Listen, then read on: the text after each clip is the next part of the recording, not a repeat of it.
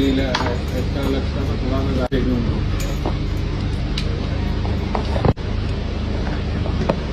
कैसे करेंगे